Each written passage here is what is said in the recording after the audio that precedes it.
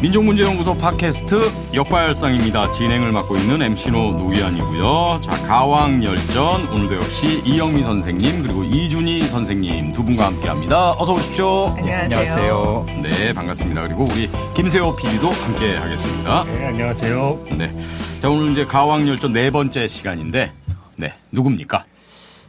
처음으로 네. 앞에 이야기 나누었던 세 분은 이제 다 돌아가신 분들인데 멀쩡히 살아계신 분입니다. 네. 이게 사실 좀 부담이 없는 것도 아니긴 하죠. 맞아요. 바로 이미자 선생입니다. 아, 그리고 처음으로 여자가 등장한 그렇죠. 거예요. 예. 네. 일단 뭐 이분이 아니 왜 이미자가 가왕이야 이럴 분들은 뭐 전혀 없으리라고 생각을 하고요. 그런 점에서는 편한 것도 있는데 하여튼 뭐 난점도 좀 있어요. 일단 살아계신 분이라는 것도 그렇고 또 네. 하나는 어쨌든 우리가 노래를 들어가면서 이야기를 진행을 해야 되는데 노래 고르기도 참 힘들고 예. 이 노래를 들으면 어쩔 수 없이 다른 노래는 네. 또 예, 보류를 해야 되는데 그 선택이 참 힘든 일입니다. 네. 정말. 일단 이미자 선생의 대략적인 프로필 한번 좀 훑어주시죠. 일단 뭐 공식적으로 1941년생이시라고 하고요. 뭐 보다 정확한 것은 혹시 띠가 다를 수도 있긴 있는데 어쨌든 예, 1941년 서울에서 나신 분이고 여고 시절에 그 지금 기억하시는 분 옛날 그 종로 텔레비라고 네, 불렀다면서요. 종로 텔레비. 예, RCA 코피드. 예. 그러니까 한국 RCA 텔레비전이라고 그게 뭐예요? 우리나라 최초의 텔레비전인데요. KBS가 생기기 전에 그 전에. 1956년에 그러니까 방송사예요? 네, 방송사예요. 민간 방송사인데 민간 TV예요. 1년 좀 더 했는데 불이 나서 사라졌어요. 아, 그런 게 있었어요? 예. 있었어요. 근데 그 당시엔 수상기가 너무 적었기 때문에 그걸 본 사람들도 많지 않아요. 그 당시에 TV 수상기가 얼마나 보급됐을까요? 전국적으로? 정말 없었던. 처음에 방송 56년도 시작할 때는 네. 한 200대 300대 전국적으로 텔레비전이요? 예. 아, 근데 그래요? 그런데 그- 방송을 한 거예요. TV 방송을. 근데 어쨌든 그 TV 방송을 처음에 했었던 바로 그분들이 나중에 61년 12월 31일 날 개국하는 KBS 텔레비전에 그 인력들이 다 고스란히 들어오게 대거, 되죠. 아, 그럼 KBS 개국 인력들의 전 직장이 RCA다. 그런 분들이 거의 많았습니다. 대부분이. 네, 상당히 많이. 네. 근데 뭐 말씀해 주셨지만은 불도 나고 네. 결과적으로는 망했죠. 1년 만에. 알겠습니다. 예. 1년 좀 더 갔어요. 그러니까 네, 불이 난 게 아마 59년 연초였다든가 아마 그랬던 것 같아요. 근데 1년이 이제 한 2년쯤 예, 간 것 같아요. 뭐 거의 만 2년 정도는 조금 더 갔어요. 가긴 갔죠. 예, 예. 근데 문제는 이제 흔적이 거의 없는 방송사인데 RCA 텔레비전의 최고 업적 중에 하나가 네. 이미자를 발탁이라고 해야 되나 하여튼 데뷔시켰다? 예, 이미자 선생이 이 당시 텔레비전 프로그램 중에 예능 로터리라고 있었대요. 예능 로터리. 예. 예. 실제 신문 기록을 찾아보니까 1958년 2월 26일에 첫 방송을 시작한 그리고 1년쯤 뒤에 불이 났으니까 불과 1년 정도 지속된 프로그램인데 여기에 여고생 이미자가 출연을 해서 노래로 네. 그러니까 예능이니까 다 해도 돼요. 뭐 장기자랑 해도 되는 건데 노래로 당당 뭐 옛날 그 장학 퀴즈처럼 무슨 뭐 기장원 같은 걸 했던 모양이죠. 그래서 이제 가수로 출발을 하게 됩니다. 아, 그러니까 뭐 초창기 종로 텔레비전이 정말 큰일 하긴 한 거죠. 네. 근데 굉장히 재밌죠. 우리는 이미자 그러면 사람들이 어떤 생각을 갖고 있냐면 이 사람은 분명히 시골 출신일 거야. 그리고 저학력일 거야. 이렇게 생각을 해요. 근데 이 사람 서울 출생이고요. 네. 문성여고가 저기 충신동 뭐 이런 데 있는 학교든가 그래요. 그러니까 서울에서 학교 다닌 사람이고요. 장사하는 집이든가 그렇고 당시에 가장 세련된 매체였던 텔레비전 방송국에서 텔레비전으로 데뷔를 해요. 그러니까 서울 출신의 중등교육 받은 여자예요. 그 당시로는. 그러니까 이미자의 우리가 갖고 있는 실제 이미지하고 되게 다르잖아요. 예. 이건 마치 패티김이 판소리 경연대회에서 상 받았다 그러면 되게 이상하잖아요. 아, 그건 아니죠, 근데. 아니요, 받았어요. 예, 패티김이 판소리에 상을 받았어요? 그럼 국악이 자기 베이스예요. 아, 그렇습니까? 네, 네. 물론 그 길로 계속 나가진 않았지만은. 네. 어쨌든 그 소리가 다듬어진 거는 판소리의 그 힘, 아. 목소리의 힘이 거기서 나오더라고요.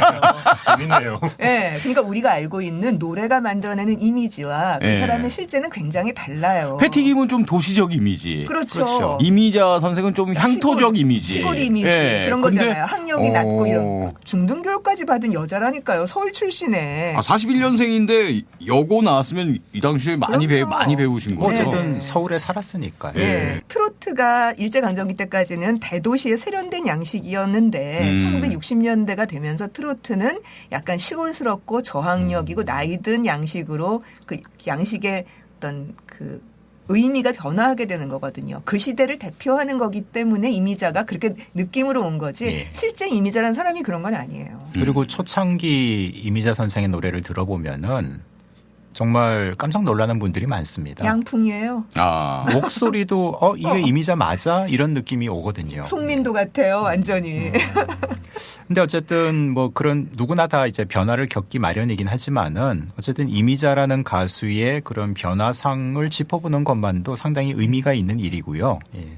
그리고 또 어쨌든 이 이미자라는 가수의 뭐 위상이랄까 또 우리가 지금 가왕을 논하는 자리에 이분을 거론치 않을 수 없는 게 실제로 왕이라고 불렸잖아요. 그렇죠. 엘레지의 여왕. 예. 예.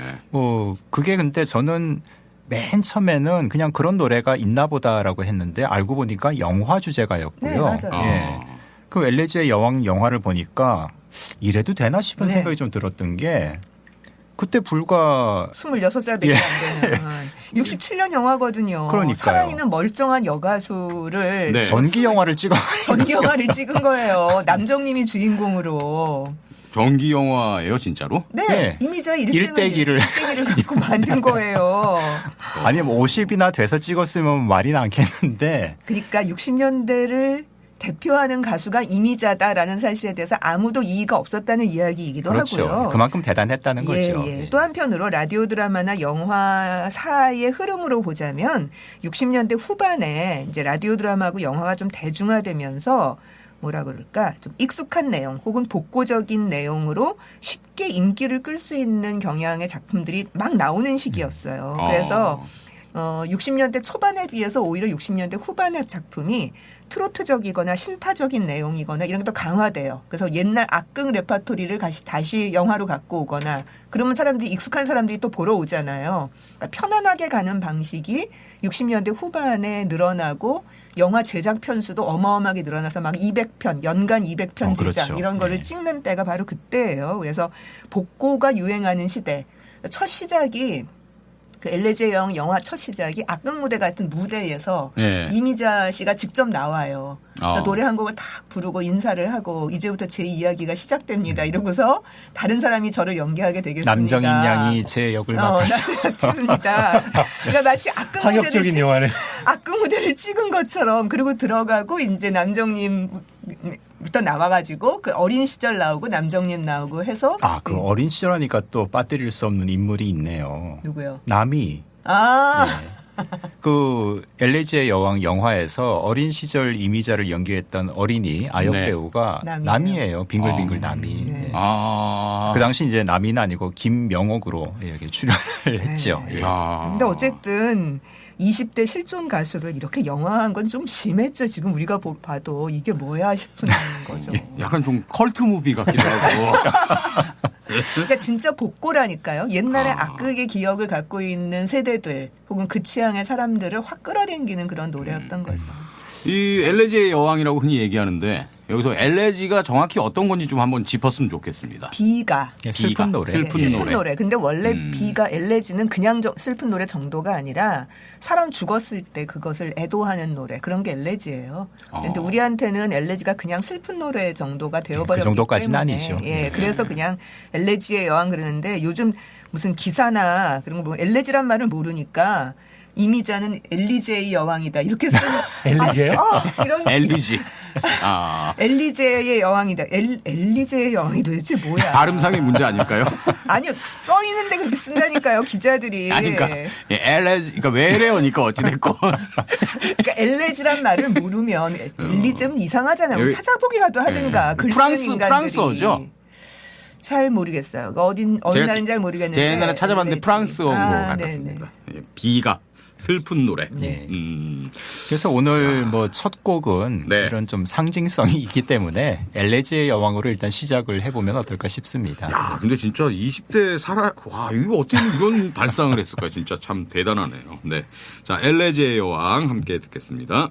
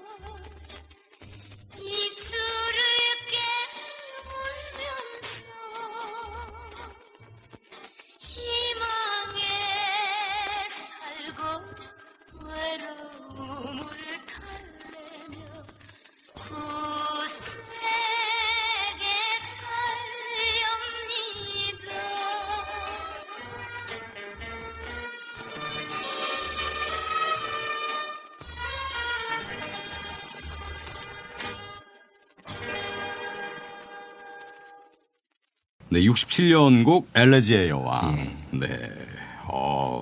이 영화는 뭐 인터넷에서도 쉽게 지금 다행히 필름이 60년 되니까요. 네. 남아 있어서 칼라입니다. 게다가 칼라예요. 그리고 조금 안 보신 분들을 위해서 말씀을 드리자면은 아까 그 아역 나미 빙글빙글의 나미 씨. 나미 어린 시절도 볼 수 있고 네. 그 밖에도 유명한 연예인들의 그 시절 모습을 상당히 재밌게 볼 수 있는 영화이기도 합니다. 누구 나오는데요? 한 분만 얘기하자면 송혜. 송혜 선생 나오시고. 그렇군요. 네. 그럼 정확하게 데뷔가 아까 이제 TV 데뷔가 문성여자고등학교 재학 중이라 그랬잖아요. 예. 그러니까 1958년에 뭐 몇 월 며칠인지는 모르겠지만은 예능 로터리에 출연을 한 게 이제 계기가 됐고요. 바로 이듬해인 1959년에 음반을 냅니다. 10대 때 데뷔했네요. 예. 그렇죠. 18살 이런 거죠. 음반 회사에서 딱 보니까 노래 잘하니까 가능성 있어 보이거든요. 그래서 이제 유니버설 레코드라는 곳에서 이제 데뷔곡을 내게 되는데 네. 이게 사실 좀 부담스러운 아까 살아계신 분이라서 이런 것도 좀 문제인데요. 이미자 선생 본인은 지금도 옛날부터도 그렇고 지금도 그렇고 데뷔곡이 19순정이라고 항상 얘기를 하세요. 빡 우기세요. 그것도 59년이라고 얘기하시고 19살 때 19순정을 불렀다고. 데뷔했다 이렇게 얘기를 하시는데 증거자료가 있잖아요. 이건 뭐 아니거든요. 이건 뭐 빼박이니까 할 수 없어요. 그럼 언제 데뷔인데요? 그러니까 1959년 새는 나이로 19살에 데뷔를 한 건 맞는데 19순정이 아니라 유니버설 레코드에서 지금은 기억하는 사람이 거의 없는 그러니까 묻힌 노래들이 돼버린 거죠. 네. 일련의 곡들을 이제 그 당시에는 한꺼번에 녹음을 하고 순차적으로 발매를 하는 SP 음반이니까 앨범이 아니니까 그런 식으로 이제 가수가 판을 냈는데 정확히 말하자면은 그 유니버설 레코드에서 녹음한 1군의 노래들 중에 어떤 게 가장 먼저 발매가 됐는지는 지금도 사실 잘 모릅니다. 왜냐하면은 발매 순서는 음반 번호를 봐야 확인할 수가 있는데 다 음반이 SP 음반이 지금 공개된 게 아니거든요. 근데 그 중에서 그나마 확인할 수 있는 번호가 공개된 중에서 가장 앞서는 곡이 아리랑 상사병이란 노래예요. 59년에. 예, 네. 1959년 아리랑 상사병인데 제목만 들으면은 뭔가 좀 아리랑도 나오고 하니까 좀 구수할 것 같은 인상이 있는데 막상 노래를 들어보면은 별로 그렇지도 않아요. 예, 그리고 무엇보다 아까 말씀드린 것처럼 목소리가 방금 들었던 엘레지의 여왕하고도 또 달라요. 그러니까 시간차가 뭐 10년도 채 나지 않는데 그 사이에 이미자라는 가수의 음색, 창법이 상당히 많이 바뀌었다는 얘기인 거죠. 예. 어쨌든 본인이 히트하지 않은 노래로 데뷔했다고 이야기하기 싫은 건 그건 뭐 많은 가수분들의 공통적으로 나타나는 모습이긴 한데 그러니까 내가 처음에 냈던 음반이나 노래들은 망했다. 이런 거를 안 밝히고 싶으니까 히트한 노래를 데뷔곡이라고 자꾸 말씀을 하시는데 사실은 아닙니다. 예. 어쨌든 저 같은 사람은 그러라고 있는 거니까 이런 거 밝히라고 있는 거니까요. 아니 근데 59년에 발표한 곡도 있고 60년에 발표한 곡도 여러 곡이 이미 다 이렇게 기록이 남아 있는데 왜 그렇게 그렇군요. 본인이 그러고 싶으시니까 예. 뭐 어떻게 하겠어요. 예. 뭐 이렇게 다른 데서나 얘기할 수밖에 없는 거죠. 네. 본인께서는 이제 61년 19순정이 데뷔곡이라고 근데 그것도 말씀하시지만 19순정을 59년에 발표했다고 얘기를 하시니까 그것도 어긋나는 거죠. 하지만 59년 데뷔가 맞다. 예. 네, 이거를 기록으로 저희가 증거를 들이밀면서 말씀드리겠습니다. 지금 이 방송도 하나의 기록입니다. 그럼요. 예. 네. 그럼 여기서 그 아리랑 상사병. 예. 네, 이거 한번 들어보죠.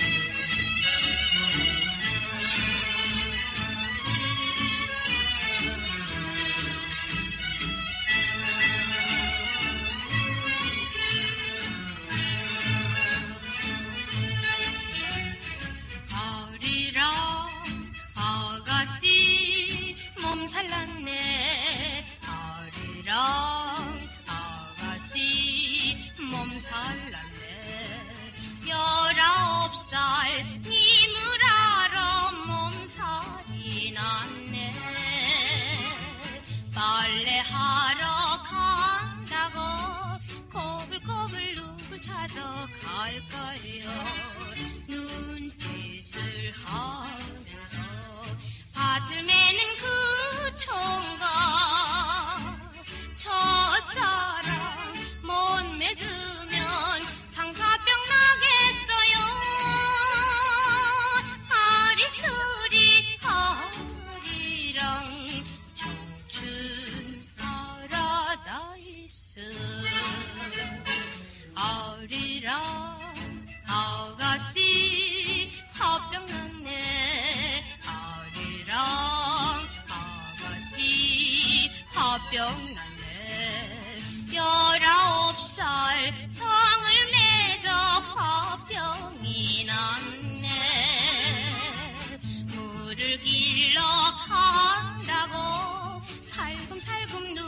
가져갈까요?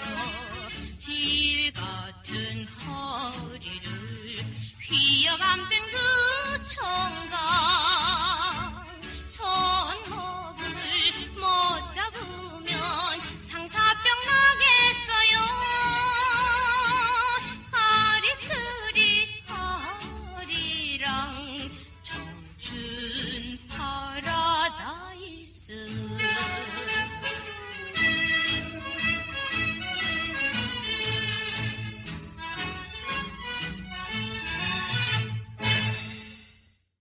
네, 데뷔곡인 아리랑 상사병 들었습니다.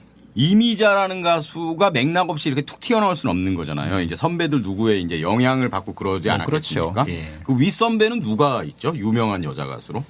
그러니까 1950년대 여성 가수 이것도 사실 좀 흥미로운 주제이긴 한데요. 네. 보면은 왜 뭐 50년대니까 그야말로 트로트 일세일 것 같고 뭐 신민요 가수들이 한복 입고 나와서 막 무대를 휩쓸었을 것 같고 그런 느낌이 살짝 있지만은 예. 실상은 좀 달랐거든요. 네, 그렇죠. 오히려 그러니까 저는 이제 패티의 시대였다고도 이제 얘기를 하는데 패티김도 물론 있지만은 미국의 유명한 그 패티 페이지라고 패티 페이지. 패티 페이지가 미국에서도 엄청나게 50년대를 이제 휩쓸었던 가수고 그 영향이 이 머나먼 한국 땅까지 굉장한 영향력을 발휘했거든요. 그래서 한국의 패티 페이지는 이름은 패티김이 가져갔지만 네. 노래로만 보면은 송민도 이런 분들이 한국의 패티 페이지로 역시 굉장한 인기를 누리던 시절입니다. 그러니까 그리고 그 이후에도 수많은 사람들이 한국의 패티 페이지를 꿈꾼 거예요. 한명숙 뭐 이런 사람들이 있잖아요. 다 패티 페이지 모창하면서 큰 사람들이에요. 미팔군에서. 그러니까 송민도가 가장 어떻게 보면은 우아하고 고학력 느낌을 풍기고 양풍 느낌을 풍기는 가수라면 조금 더 그거보다는 친숙한 분위기, 트로트도 소화하고 그다음에 이국성, 아시아적 이국성도 소화하는 가수가 백설이가 있었고 그리고 또 뭐 50년대 말 정도가 되면 뭐 탱고 같은 거 많이 부른 나의 심 이런 가수도 있었고. 있고요. 그래서 뭐 박재란 뭐 이런 사람들 그렇죠. 계열이라고 볼 수 있죠. 예, 그럴 수도 있고요. 그러니까 그런 사람들의 분위기가 적당히 짬뽕됐다고나 할까 하여튼 좀 그런 분위기가 지금의 들어보신 아리랑 상사병이에요. 근데 들어보면 이거 안 떴을 것 같지 않아요? 확실히. 네. 그러니까 완전히 트로트가 아니고 지금 노래 들어보면 스윙이잖아요. 쿵 따따 쿵 따따 하는 식의. 근데 그렇다고 송민도처럼 아주 세련되지도 않았고 나의 심이나 송민도처럼. 그러니까 아리랑이 일단 등장을 하니까 그러니까. 뭔가 좀 향토적이거든요. 네. 59년이면 이게 새롭지도 않아요. 그리고 가창도 잘 부르기는 해요. 근데 그렇게 독보적이지가 않아요. 지금 얘기했던 선배 여가수들의 약간 아류 같은 느낌? 뭐 좀 그런 거 있잖아요. 그러니까 비슷한 시기에 불렀던 워싱턴 브루스라고 하는 그 블루스 스타일의 노래는 진짜 송민도 스타일로 불러요. 그래서 아직까지도 이미자는 자기의 창법, 자기만의 창법이라고 할까? 그거를 확립하지 못한 대중하고 코드가 맞으면서 이거로 가야지 이렇게 확신이 드는 창법이란 게 있거든요. 근데 그게 아직 안 만들어져서 백설이, 박재란, 송민도, 나혜심 그 네 개에 어디 섞어놓은 것 같은 데를 빙글빙글 돌고 있는 것 같은 느낌이에요. 근데 오히려 19순정 정도에 이르면은 목소리도 훨씬 더 앳된 분위기를 내고요. 양풍 냄새도 조금 더 이렇게 줄어들고 트로트 쪽으로 좀 더 가까워가고 뒤로 갈수록 트로트기가 좀 더 강해져요. 그래서 내 데뷔는 19순정이다. 이렇게 말씀하시는 거네요. 아니 그리고 뭐 첫 히트니까. 대히트라고 볼 수 있어요. 19순정이 그 노래인가요? 보기만 하여도 울러. 네, 맞아요. 그렇군요. 근데 그것도 완전 트로트는 아니거든요. 그렇죠. 그것도 네. 스윙이니까요. 네. 그러니까 59년부터 한 4, 5년 정도 그때는 이제 무명은 아닌데 뭐 노래는 어쨌든 잘 하니까 예. 뭐 나름 인지도를 차곡차곡 쌓아가긴 했지만은 이미자표 음악을 그러니까 확실하게 선보이지는 아직 못하고 있던 때였다고 볼 수 있고요. 네. 그 시기에도 이제 19순정도 그렇고 뭐 님이라 부르리까 등등등 간헐적으로 히트곡이 나오긴 합니다. 그러다가 이제 결정적인 네. 어떤 이미자라는 가수, 이미자라는 음악 정답. 예. 동백아가씨. 그렇죠. 그렇죠. 예. 네. 1964년 동백아가씨. 예. 해일 수 없이 수많은 밤을. 밤을. 예. 근데 이 동백아가씨가 확실히 아마 이 배경호 선생 작곡인데 네. 이걸 녹음할 적에 뭐 만삭이었다고 하잖아요. 뭐 그것 때문인지는 모르겠지만 만삭이었대요 이미자 예. 선생님. 정재은이 뱃속에 있었던 거죠. 예, 힘들게 녹음을 했대요. 그래서 그런지 모르겠지만은 이 아리랑 상사병이나 그 19순정 같은 노래를 들으면은 확실히 목소리가 좀 단단한 느낌이 네. 들거든요. 근데 동백아가씨는 뭔가 좀 허해요.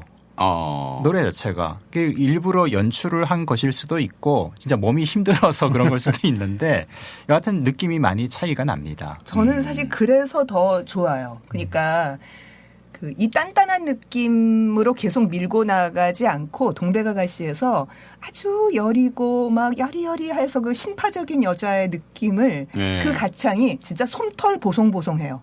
노래를 들어보면 이 초창기의 노래를 들어보면은 그 느낌을 정말 잘 내고 있어서 이게 먹힌 것 같다는 생각이 한편으로 좀 듭니다.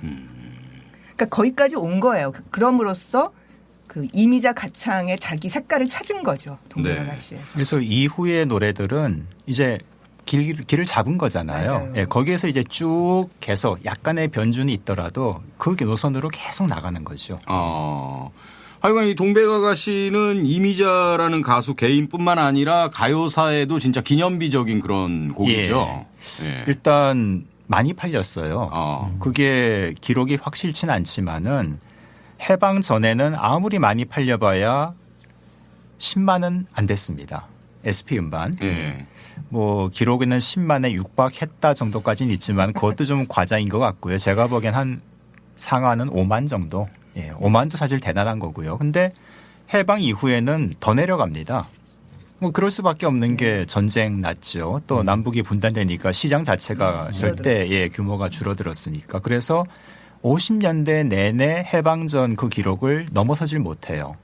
근데 동백아가씨 정도가 되면은 물론 이거는 그 누적 판매량이기 때문에 동백아가씨가 64년에 나왔을 적에 단번에 그렇게 기록한 건 아니지만은 제가 보기에는 한국 대중가요 역사상 처음으로 음반 10만 장 판매 돌파가 동백아가씨인 것 같습니다. 몇 년 좀 걸리긴 했지만은 뭐 대중가요 특히 음반 산업의 한 새로운 단계를 연 작품이다. 이렇게도 볼 수 있는 거죠. 그리고 또 이 노래는 뭐 다들 잘 아시겠지만 금지곡으로 또 유명하잖아요. 이미자의 대표곡인 동시에. 그렇죠. 3대 금지곡이라고 얘기하죠. 뭐 선마을 선생님, 기러기 아빠, 동백아가씨인데. 네, 3대 히트곡이죠. 3대 금지곡. 참 공교롭긴 하거든요. 한 시절을 대표하는 풍미하는 노래가 또 금지곡이었다니 뭐 이런데 근데 또 이것도 좀 따지고 볼 필요는 있을 것 같아요. 동백아가씨가 금지곡이었던 건 맞긴 맞는데 생각보다 그렇게 순환의 세월이 엄청나게 길었던 건 아닙니다. 그러니까 방송도 그러니까 금지도 방송 금지가 있고 음반 판매 금지, 실현 금지 여러 가지 이제 그 단계가 있는데 동백아가씨는 비교적 일찍 방송 금지는 됐어요. 근데 보면은 방송 금지 지정이 됐는데도 방송을 또 하더라고요. 그러니까 뭐 무시하고 나가는 것 같아요. 그러니까 그 당시엔 참 무슨 금지가 이렇게 영이 안 선다 그러나 그냥 막 무시하고 막 가. 철두철미하게 관철이 안 됐고요. 근데 결정적으로 금지가 확실하게 굳어진 거는 역시 각하의 그 유신의 힘이라고 볼 수가 있죠. 75년부터는 확실히 이제 뭐 듣기가 어려워졌는데 그로부터 기점을 만약 삼는다 치면은 87년에 해금이 됐잖아요. 네. 그러니까 80년 말에 그러니까 6월 항쟁 이후에 해금됐으니까. 근데 이제 66년에 방송 금지되고 68년에 음반 금지가 됐다고 그러더라고요. 그거는 그 공연윤리위원회 기록으로 나오는 대목이거든요. 근데 그럼에도 불구하고 방송도 간헐적으로 나가고 뭐 그러면 또 누군가 야단 맞고 그랬겠죠.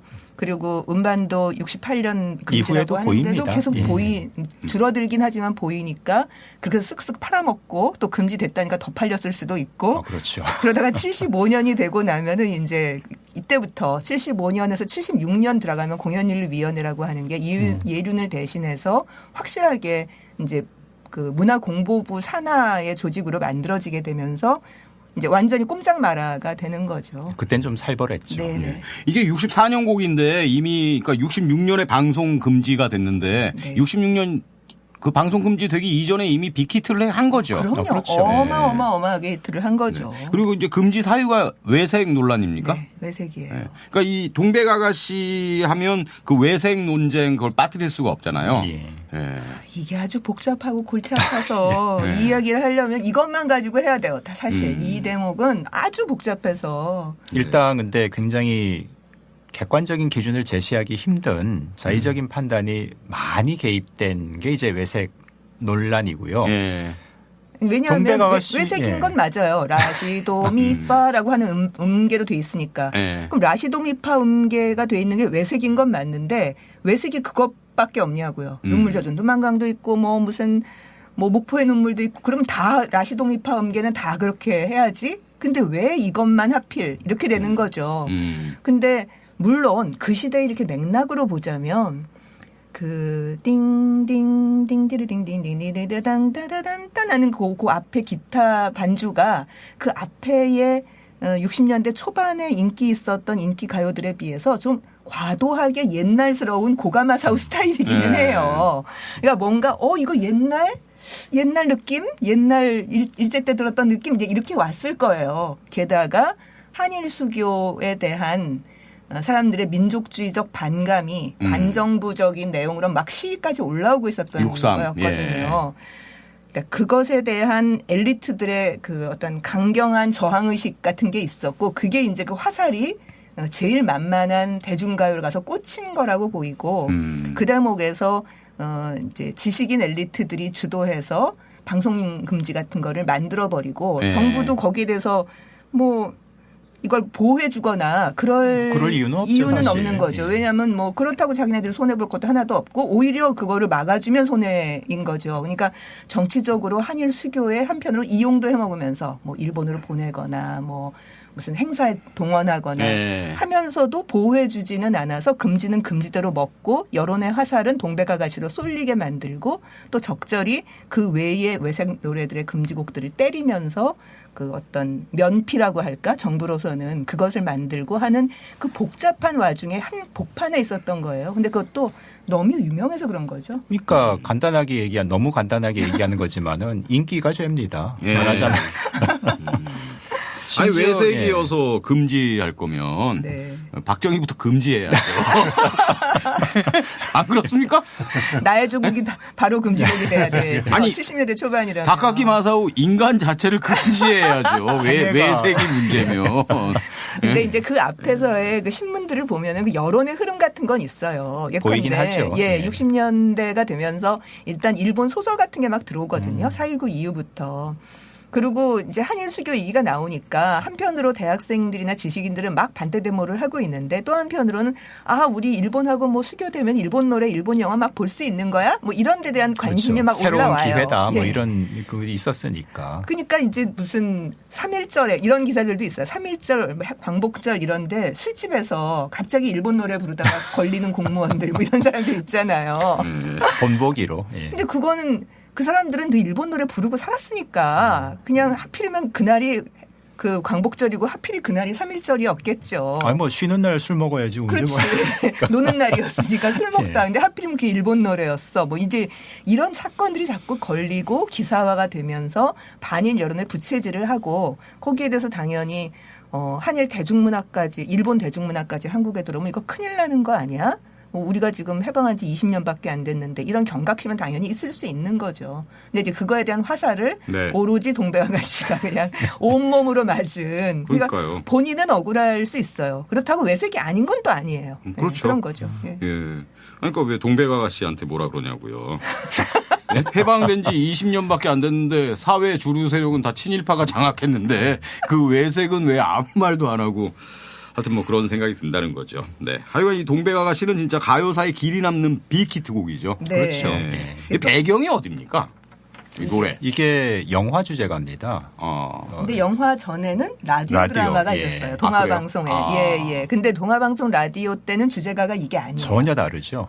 예. 아, 라디오 제목, 그 라디오 드라마 제목은 동백아가씨. 동백아가씨예요. 근데 주제가가 뭐였는데요? 그것도 동백아가씨인데 히트하지 않은. 예, 그냥 방송으로만 나가고 말았던 노래가 예, 있습니다. 아, 곡도 완전히 다르고요. 예, 완전히 네네, 다릅니다. 달라요. 그거를 영화로 리메이크를 해서 예. 신성일 엄앵란 주연의 영화로 만들었어요. 그 영화 주제가로 새롭게 주제가를 만든 게 이 노래였어요. 근데 이게 빅히트를 한 거예요. 그러니까 아마 그전 주제가는 김희조 선생 곡이든가 아마 그럴 겁니다. 약간 그 민요 정취가 좀 묻어 있는 곡인데 딱 봐도 영화사 사장님 입장에서 예. 안 된다 이거 갖고는.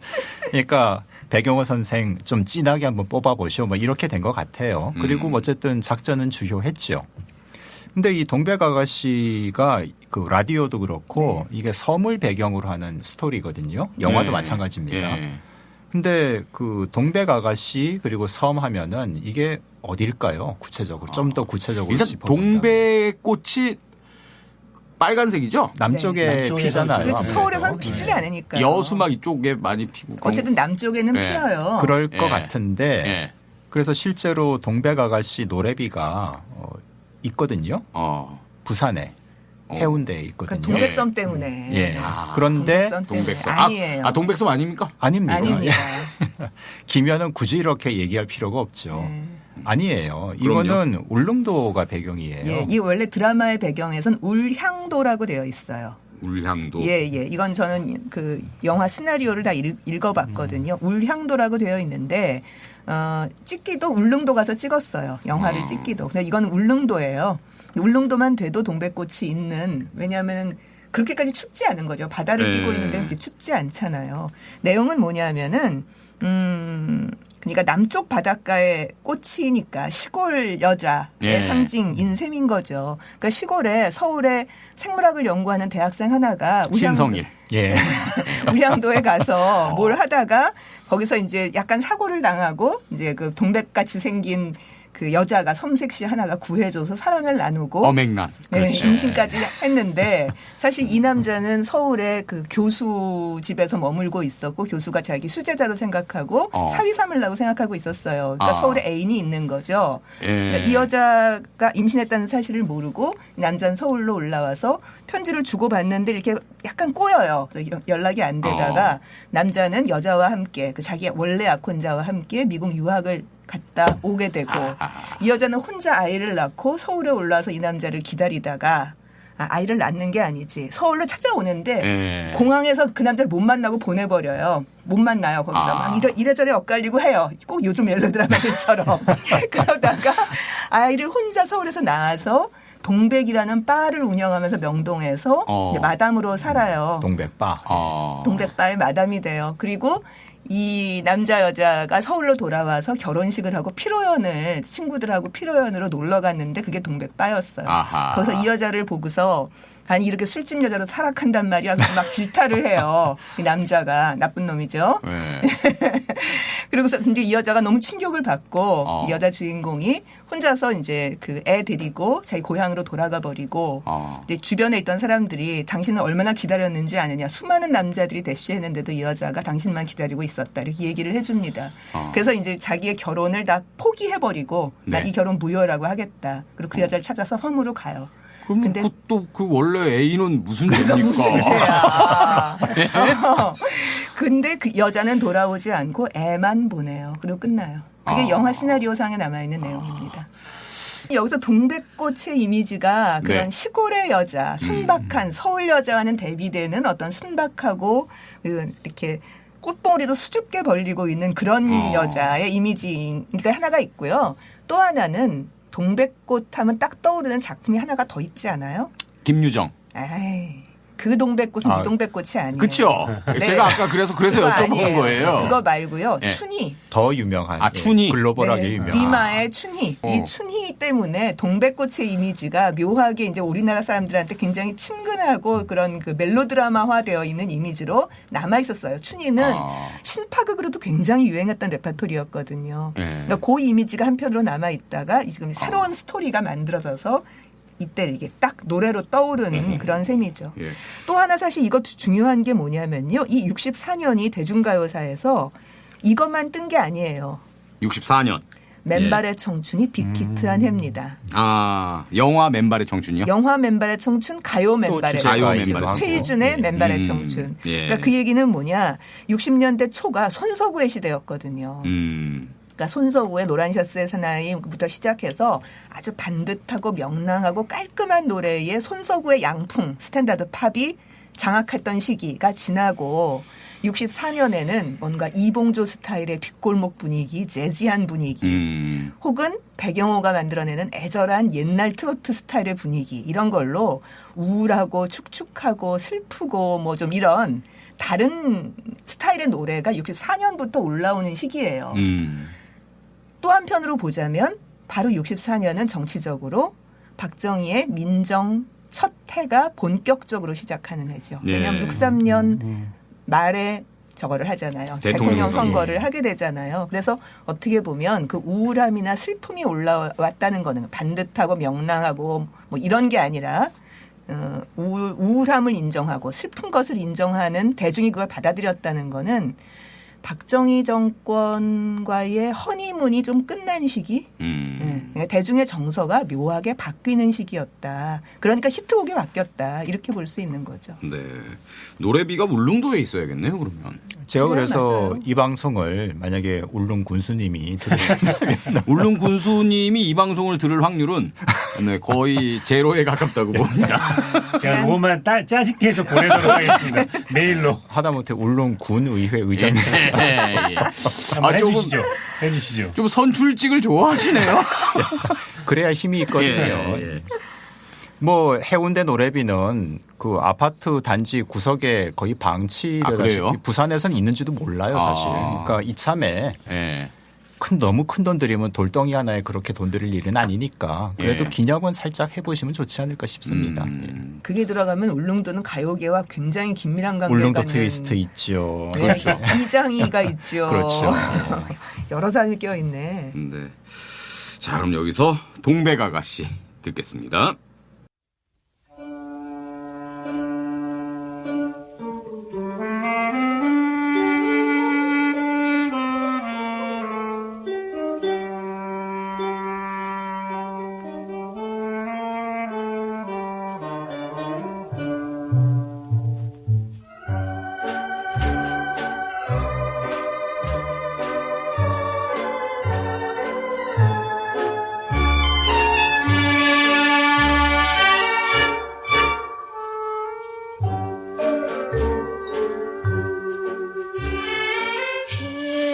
헤일 수 없이 수많은 밤을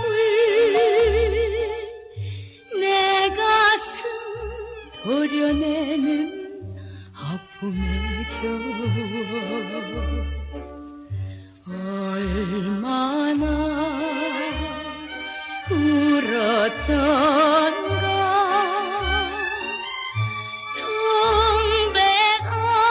동백아가씨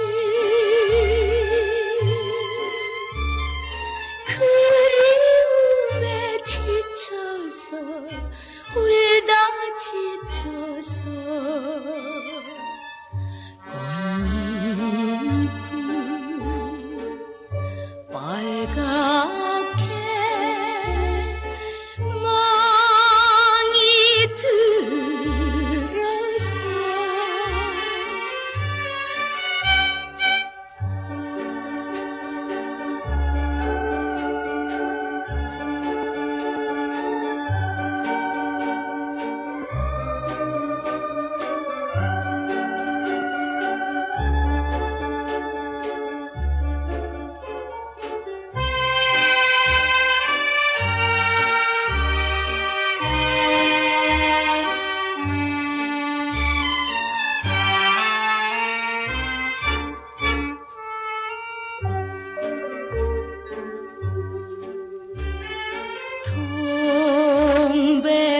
동백꽃잎에 새겨진 사연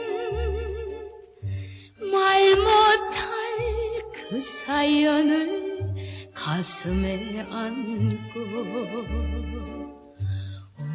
오늘도 기다리는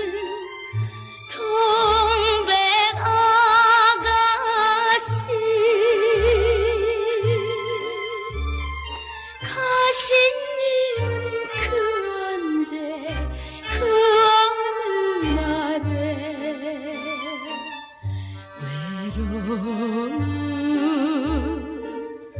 동백꽃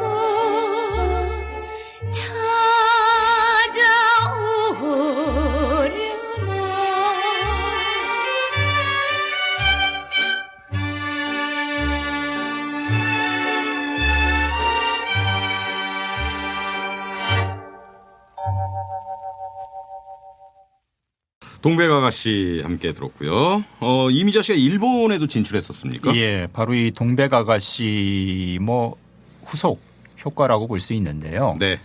뭐 한국을 대표하는 가수가 그야말로 됐기 때문에 한일 국교 정상화가 이루어진 뒤에 이제 어쨌든 문화 교류 같은 것도 뭐 생길 수밖에 없잖아요. 그때 우리는 사실 일본 가수들을 아직 받아들일 준비가 안 돼 있었는데 한국에서는 이제 가고 싶어 했고 또 일본에서 궁금해하기도 하니까 그래서 66년에 일본 말하면 진출을 이제 하게 됩니다. 아이러니하네요. 66년에 동백아가씨 외색 그러니까요. 때문에 방송 예. 금지됐는데 그 와중에 역으로 또 가수는 일본으로 진출하고. 네, 네. 예. 그러니까 근데 이렇게 한일 수교 같은 게 있을 때 정부 측에서 이게 정말 묘한 건데요.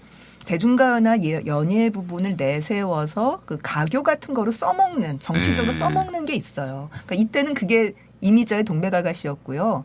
80년대 중반에는 그게 조용필의 돌아와요 부산항이었어요. 그렇죠. 똑같은 역할을 해요. 네. 하나탄에서 막 부르고 이런 얘기 하잖아요.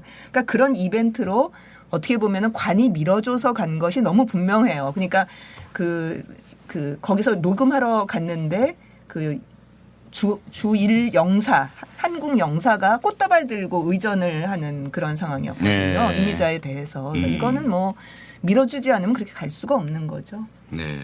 근데 결과적으로만 놓고 보면은 이미자의 일본 진출은 사실 별 성과가 없었습니다. 큰 반응이 없었습니까? 일본에서 일단 네. 예. 그냥 뭐 호기심은 있었겠죠. 한국 최고의 가수가 뭐 방송 출연도 하고 공연도 하고 판도 내고 했으니까. 근데 그게 어떤 뭐 대중문화가 히트한다는 거는 어쨌든 상품으로서 그렇죠. 판매고가 이제 확인을 시켜줘야 되는 건데 이미자 선생의 일본 이 당시 음반은 많이 팔리지는 않았어요. 오히려 뜻밖의 효과가 나긴 했는데 전혀 기대하지 않았던 한국 팬들이 이미자의 일본어 버전 노래를 거기에 또 환장을 해가지고 이걸 밀수해서 비공식적인 또 그 백판이라 그러죠. 네. 복제를 해서 그게 오히려 더 큰 화제가 됐습니다. 그러니까 한국 여론이라는 게 그런 거예요.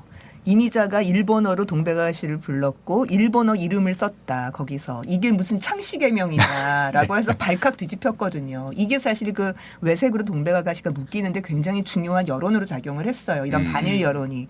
근데 또 한편으로는 도대체 일본어로 부른 동백아가씨 한번 들어보자. 이런 게 또 있는 궁금하잖아요. 거예요. 예. 그러니까 일본은 싫은데 일제는 좋고 그런 거 있잖아요. 우리한테 있는 그 심리. 이 당시 당연히 있었을. 그 심리가 똑같이 있는 거고요.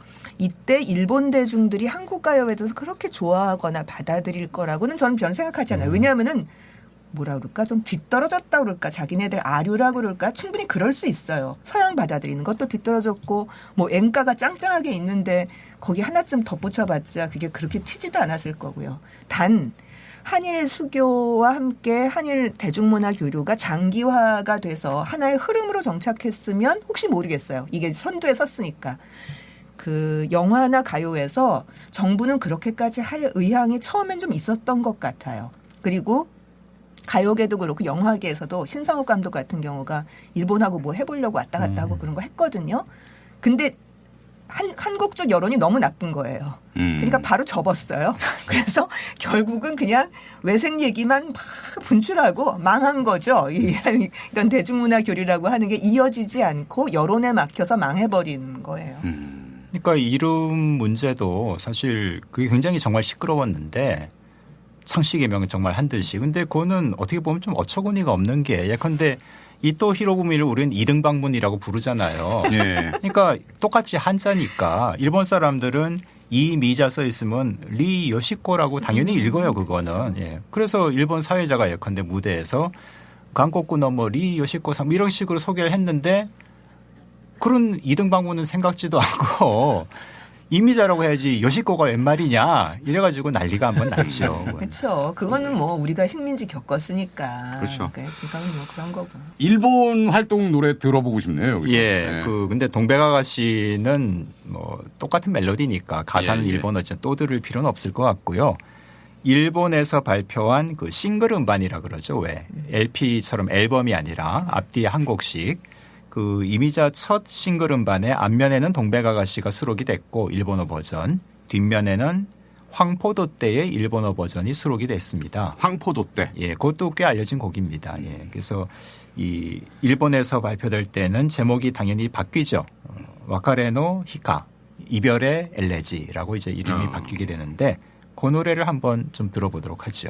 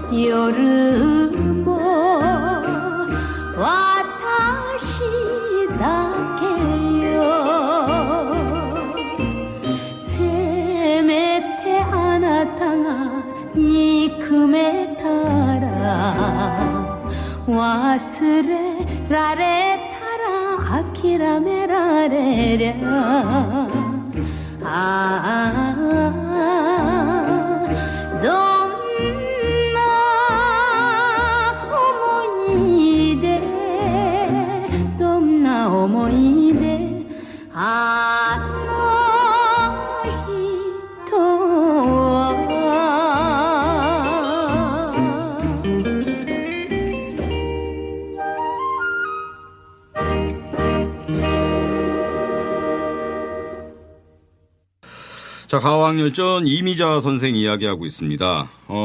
맨 처음에는 이제 양풍으로 시작했다고 아까 말씀을 해주셨고, 그리고 이제 동백아가씨 이후에 이제 가왕으로 등극했고, 그 이후에는 좀 작품 세계가 어떻습니까?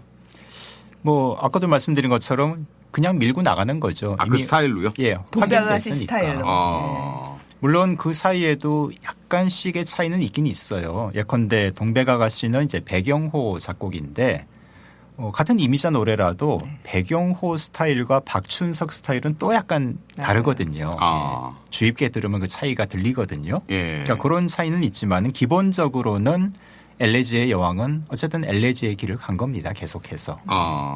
흔히 이미자 씨 이야기하면은 이제 라이벌 패티김 얘기 많이 하잖아요. 예. 이 라이벌 구도가 어떻게 타당한 건가요? 어떻습니까? 타당하지 않을 수도 있어요. 우선 이미자하고 활동 시기가 너무 다르고요. 이미자는 60년대 뭐 중반이지만 초반부터 히트곡이 19신정부터 예. 있었으니까. 그리고 동백아가씨에서 정점을 찍었고 길게 가는 거고요. 예. 패티김은 계속 무대 활동을 하다가 66년에 초로 등장을 해서 딱 한 스타일만 불러요. 그러니까 이미자가 그러니까 패티김도 왕소리를 들을 만큼 어마어마한 가수이기는 하지만 예. 이미자를 구태여 가왕이라고 부를 수 있게 된 거는 초기에 양색으로 시작해서 자기 스타일을 확실하게 잡고 후반에는 오히려 폭을 좀 더 넓혀요. 그러니까 완전히 패티김처럼 가지는 않습니다만 약간 양색 스타일의 맞아 스탠다드 팝이라고 하는 스타일들을 뒤섞는 노래들이 꽤 나옵니다. 가왕으로서의 여유로움이라고 할까 폭넓음이라고 할까 이런 걸 보여주는 거고요. 물론 이것도 있어요. 1960년대 가요의 흐름이 바뀌죠, 약간씩. 바뀌어요. 예, 그러니까 초기에 손석구 스타일이 있고 그다음에 64년에 이봉조, 배경호부터 이제 한편은 트로트, 한편은 재즈한 스타일로 해서 이렇게 폭이 다양화가 되거든요. 그리고 66년에 패티김 나와서 패티김의 시대가 열리잖아요. 그 과정에서 트로트가 점점 대중화되면서 스탠다드 팝과 뒤섞이는 양상이 보여요. 그래서 67년, 68년 노래들을 들어보면 이게 트로트인지 아니면 스탠다드 팝인지 애매한 노래들이 꽤 있어요. 근데 그 애매한 노래들까지 그걸 이제 남진이 되게 잘 불러요.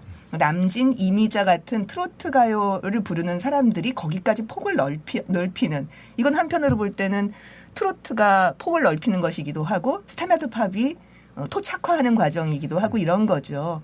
그래서 그런 데까지 폭을 쭉 넓혀서 패티김처럼 단일한 색깔로 쭉 밀고 나가는 것과 이미자는 좀 다르다고 보입니다. 그래서 패티김한테도 당신 국민 가수라는 얘기를 듣는데 어떻게 생각하느냐라고 물어보면 그렇게 아예 얘기를 해요. 아, 나는 국민 가수가 아니다. 나는 날 좋아하는 팬들이 있는 거고요. 있는 거고 국민 가수 소리를 들려면 트로트를 해야 된다. 그건 이미자나 듣는 얘기다.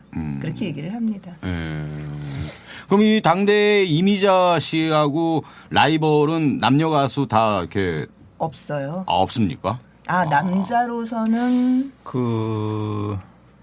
아마 꼽는다면은 네. 활동 시기나 이런 걸 볼 적에 한 분을 떠올릴 수가 있죠. 누굽니까? 그건 다음 시간에 네, 얘기해야 그게 바로 다음에 가왕입니다. 네. 그러면 오늘은 얘기 안 하는 걸로 하겠습니다. 근데 많은 분들이 짐작을 하실 겁니다. 아마. 그런데 정답. 남진. 아니에요. 아닙니까? 그러니까 여자로서는 대적할 사람이 없어요. 그냥 가왕은 여자로서는 근데 남자는 그냥 있다. 김 PD 안다고요? 저는 알죠, 당연히. 얘기해 보십시오. 얘기해 보세요. 저는 편집을 할 건데 다 알죠. 얘기해 보세요. 눈물도. 최희준 선생. 그 정도면 충분히 필적할 만하다고. 같이 얘기할 만하죠. 최희준 선생 그냥 하숙생 아니에요. 원히트 원더인 줄 알았는데. 그러니까 여자 가수의 히트가 계속 바뀌는 와중에 최희준은 끊임없이 1등이에요. 네.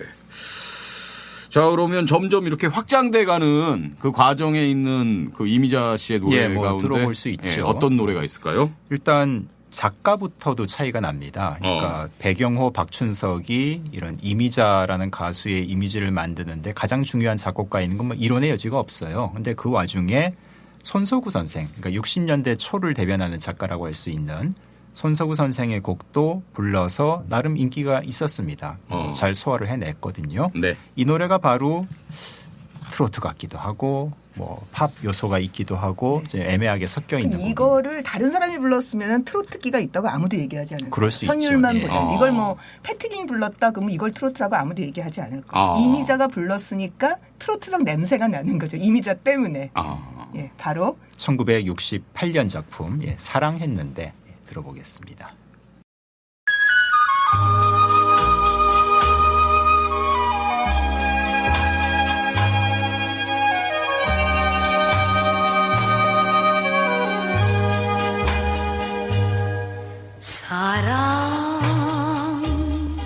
사랑했는데 서로가 좋아서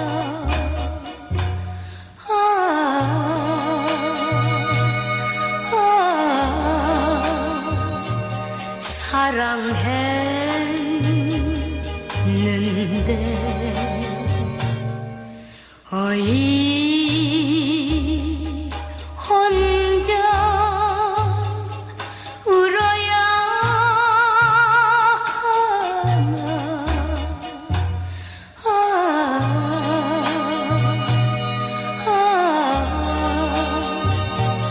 여자의 눈물 그 팔에 안기어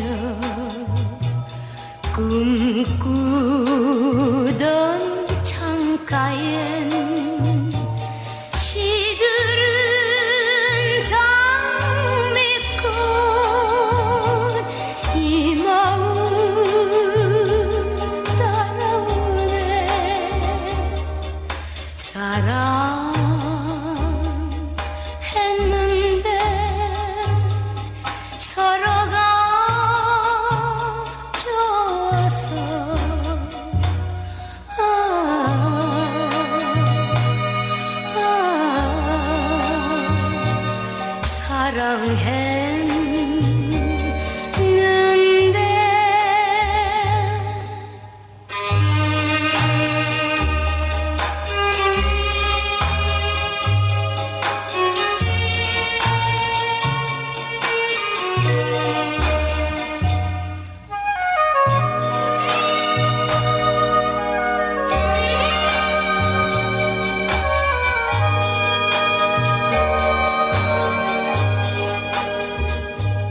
그 팔에 안기어 꿈꾸던 창가엔 시들은 장미꽃 이 마음 따라오네 사랑했는데 서로가 좋아서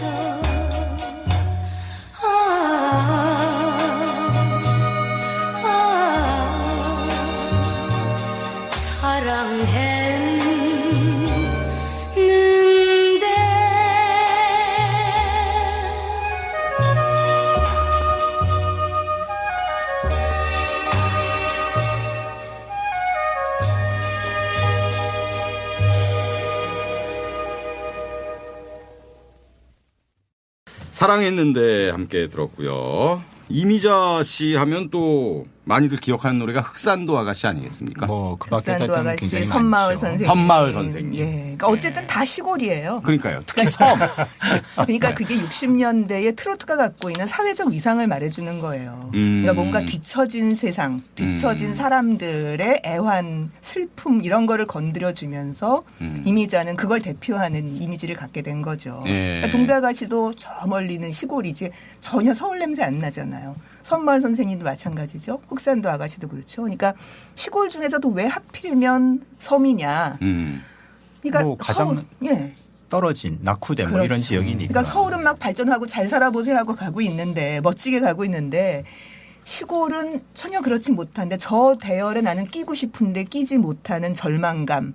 근데 섬이면 이게 육지하고 달라서 건너갈 수가 없잖아요. 그러니까 더 절망스럽죠. 걸어갈 수도 없으니까. 그러니까 사랑하는 사람은 저 멀리, 나의 꿈은 저 멀리 서울에 있는데 흑산도 아가씨에서 아예 가사에서 그러잖아요. 그 서울을 바라보다 검게 타버린 흑산도 아가씨. 아예 그렇게 나와요, 가사가. 예. 서울엘랑 가지를 마오. 그게 선마을 선생님의 가사잖아요.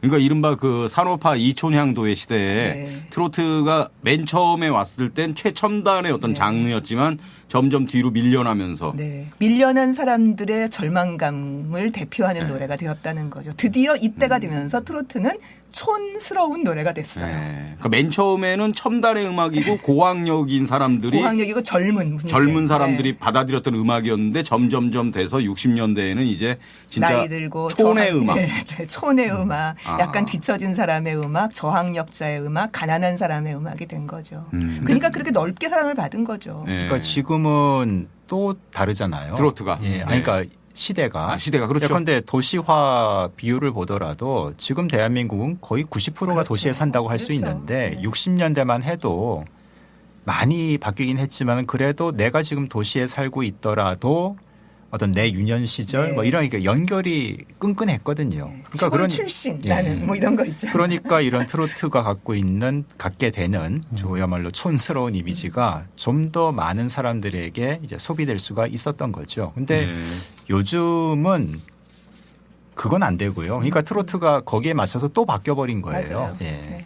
60년대 트로트 가지고 2020년대를 이렇게 좀 살기는 어렵긴 당연히 어렵죠, 그거는. 하지만 또 요새는 이제 오디션 프로그램에서 많이들 이제 예전 노래로 카피를 해서 경연에 나오잖아요. 그렇죠. 예. 그러니까 그게 예전 같은 청승기를 보여주지 않잖아요. 그러니까 카피를 함에도 불구하고. 왜냐하면 그런 청승기가 이제는 안 먹히는 거예요. 예. 60년대는 지금 이 이미자가 보여주는 이 기가 막힌 청승기. 예. 저는 지금 아무런 힘도 없고 뭐 아무것도 할 수 없어요. 저는 어떡할까요? 거의 이렇게 노래하고 있는 이 분위기가 그 당시 사람들의 뭔가를 찌른 거죠. 예. 지금의 트로트는 이제 그게 안 되기 때문에 젊은 사람들이 생각하기에 지금의 트로트는 그냥 오락용 음악. 그렇죠. 킬링타임용 음악. 킬링타임용 아니면 즐기는. 나이 든 사람들의 것. 예. 그리고 막 그래서 가는 분위기. 네, 행사용 뭐 요런 근데 막 가는 분위기가 제일 저는 큰 것 같아요. 그러니까 너나 나나 다 까보면 네. 밥 먹고 똥 싸는 인간 아니야? 딱 이런 느낌 있잖아요. 네. 왜 각설이를 볼 때 우리가 희열을 느끼는 우리가 다 밑바닥이라는 사실을 확인하는 갑자기 딱 그런 느낌이 있어요. 진시몬의 노래 너나 나나가 떠오르네요. 너나 하나 나나 너나 똑같은 맞아요. 사람. 그런 게 먹히는 거죠. 네. 오히려 그게 이제 지금의 이런 트로트의 노래. 뭔가를 반영해주고 있는 거예요. 그러니까 트로트가 사람들이 되게 유치하다고 하면서도 빨려 들어가는 대목이 저는 그거 같아요. 어느 순간에 까보면 다 아무것도 아니잖아 우리 인간이라고 하는 사실을 확인해 주는 것. 네. 근데 60년대는 그거는 아닌 것 같아요. 그래도 이 60년대 트로트에는 어찌됐건 저는 삶의 애환이 깃들어 있다. 예, 소위 말하는 굉장히- 진정성이 느껴져요. 굉장히 깊은 슬픔이 있어요. 예. 근데 요즘은 뭐 그런 진정성이 안 통하니까 네. 뭘 자꾸 얹어야 돼요. 양념을 쳐야 되거든요. 네. 그러니까 막 애들이 나와서 막 어른들처럼 노래 부르기도 하고 무슨 뭐 태권도를 한다는 둥 5만 가지가 다 덩어리 되는 예, 거죠. 예. 아니 물론 이때의 슬픔이라고 하는 게 슬픔의 진정성은 물론 있지만 그게 무슨 극복의 의지라든가 그런 건 아니거든요. 이 신파나 트로트가 보여주는 절망감은 그러니까 정말 차라리 나 어차피 딱 그거예요. 어차피 안 될 거예요. 그러니까 나한텐 가능성이 없어라고 하는 사실을 그냥 뼈 깊이 인정하면서 무릎 꿇고 흑흑거리는 거예요. 근데 그게 이 시대 사람들의 대중정서가 맞았기 때문에 뜨는 거죠. 네. 하여간 가수 이미자의 트로트에 빠뜨릴 수 없는 두 작곡가가 바로 배경우와 박춘석이다. 그리고 네. 지금 나오는 얘기의 흐름을 이어가 본다면 그래서 박춘석이 참 대단한 작곡가, 대중음악가라는 맞아요. 겁니다. 아. 원래 이분도 본인의 음악 지향이 이런 게 아니었거든요. 네. 저는 늘 박시춘과 박춘석이 헷갈립니다. 아, 그거는 춘자 때문에 헷갈리는 건데요. 전혀 달라요. 박춘석은요. 네. 아, 이 동백이 또 나왔네 여기서 또 그니. 그러니까 범춘자가 아니니까. 그렇죠. 어, 그 동백춘자입니다. 박춘석 선생님. 예, 네, 예. 네. 게다가 그 박시춘 선생처럼 이렇게 여기저기를 다니면서 음악을 한 사람이 아니라 예. 경기고등학교를 나와서 어렸을 때부터 피아노를 배우고 서울음대에서 음악을 전공한 엘리트네요. 엘리트예요. 예. 당대 최고의 엘리트. 이른바 자, KS네요. 네, 네. 아주 그런- 어렸을 때부터 예. 이렇게 학사모 고등학생 모자 뒤집어 쓰고 재즈 피아노 치고 무대 위에 올라가서 이랬던 사람이에요. 근데 어떻게 트로트로 이렇게 장르가 빠지셨죠? 이것저것을 다 하는 사람. 예. 네. 그리고 다 잘하는 다 사람. 잘하는 예. 사람. 그게 중요하죠. 다른 장르 히트곡은 어떤 게 있죠? 박준석 선생. 일단 재즈 느낌의 곡들 그리고 뭐 세미 클래식 이런 사랑의 곡들도 메아리지. 예, 네. 히트곡들이 굉장히 많거든요. 패티기마우도 많이 패티김의 그렇죠. 초가 음. 박순석 작품이 가을을 그게 어디 남기고 간 사람. 트로트의 느낌이 나요? 전혀 안 나지. 그러니까 내가 하고 싶은 음악을 하는 것도 의미가 있지만은 저는 그거는 탁월한 대중음악가는 될 수 없다고 생각을 하거든요. 네. 내가 하고 싶은 음악도 물론 중요하지만 대중이 듣고 싶어하는 음악 그리고 그것을 절묘하게 잘 조화시키면 그게 제일 좋죠. 근데 엄청난 기술자죠 예, 그게. 박춘석은 그걸 해낸 분이라는 생각이 들어요. 네. 그리고 거기에 굉장히 중요한 이제 표현 통로가 바로 이미자의 목소리였고. 네. 그래서 박춘석이 갖고 있는 그 능력 때문에 60년대 동백아가씨를 계기로 해서 배경호의 시대가 열리잖아요. 근데 배경호가 얼마나 많은 사람들을 그 후에 픽업을 했겠습니까? 자기 가수로 만드는. 그런 트로트 가수들이 조금 있으면 다 박춘석한테로 가요. 그러니까 굉장히 열받았을 것 같아. 당시 많이 배경호 선생은. 답답했겠죠. 예, 네. 예. 근데 실력으로 보자면은 배경호가 갖고 있는 그 한정된 작품 세계와는 달리 박춘석은 진짜 편곡 능력부터 갖고 있는 그 악단을 끌고 다닐 수 있는 게다가 이것저것을 다 작곡할 수 있는 사람이에요. 그래서 박춘석 사단이 갖고 있는 그 힘은 어마무시해요. 남진 뭐 이런 사람들이 다 박춘석 사단이었어요. 뭐 단적으로 좌미자 우패티 아니겠습니까? 맞아요. 그렇죠. 좌미자 우패티는 박춘석밖에 없어요. 예, 없습니다. 흑산도 아가씨도 박준석 선생 작품인가요? 그렇죠. 예. 네, 그럼 여기서 함께 듣겠습니다.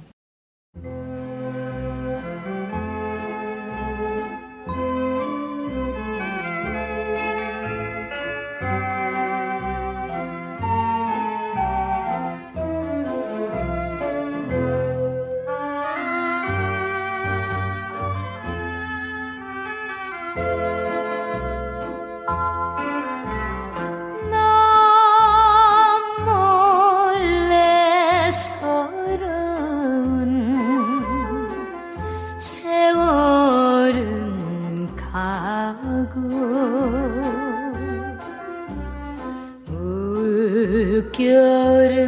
물결은 천번 만번 밀려오는데 못 견디게 그리운 아득한 저 육지를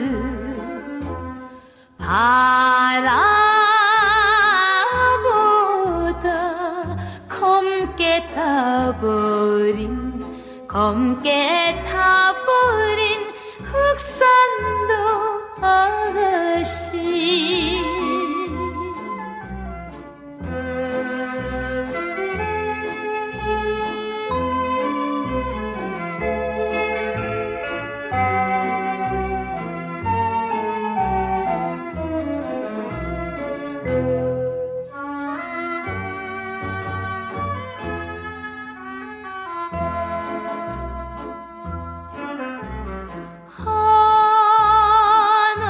한없이 외로운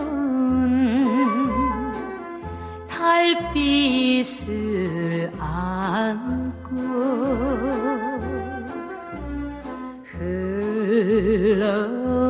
흘러온 나그네인가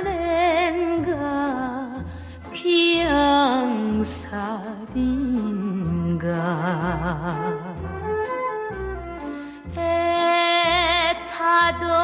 애타도록 보고픈 머나먼 그 서울을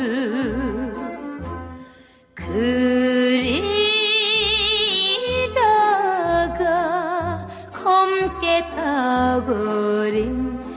검게 타버린 흑산도 아르시